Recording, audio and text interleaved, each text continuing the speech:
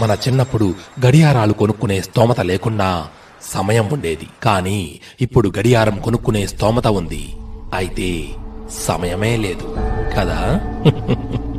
విలువ లేని చోట మాట్లాడకు, గౌరవం లేని చోట నిలబడకు, ప్రేమ లేని చోట ఆశపడకు, నీకు నచ్చని ఇష్టం లేని విషయాలకు క్షమాపణ చెప్పకు, నువ్వు మెచ్చని వాటికి సంజాయిషీలు ఇవ్వకు, నిర్లక్ష్యం ఉన్న చోట ఎదురు చూడకు, అలక్ష్యం ఉన్న చోట వ్యక్తపరచకు, వ్యక్తిత్వం తాకట్టు పెట్టి పాకులాడకు, ఆత్మగౌరవం ఫనంగా పెట్టి ప్రేమించకు, చులకనగా చూసే చోట చొరవ చూపకు, జాలిపడి ఇచ్చే పలకరింపులకు ప్రేమకు జోలె పట్టకు, భారం అనుకునే చోట భావాలు పంచుకోకు, దూరం నెట్టేసే చోట దగ్గరవ్వాలని ప్రయత్నించకు, నిజాయితీని గుర్తించని చోట నిమిషం కూడా వృధా చేయకు. ముఖంపై చిరునవ్వు ఉంటేనే సమాజం మనం అనుకున్నట్లు ఉంటుంది. ఎందుకంటే కన్నీటిని కళ్ళు ఉంచుకోవడానికి ఇష్టపడవు కాబట్టి. నిజాయితీ గల మనిషిని మోసం చేయడం అంటే చేతిలో రత్నాన్ని విసిరేసి రాయిని పట్టుకుంటున్నట్లే.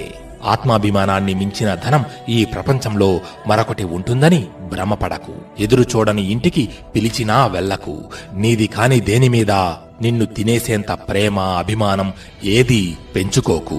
మనిషి ఎప్పుడూ ఓటమిని అంగీకరించకూడదు. పర్వతాల నుంచి ప్రవహించే నది నేటిదాకా ఏ మనిషిని అడగలేదు కదా సముద్రం ఎంత దూరం అనే విషయాన్ని.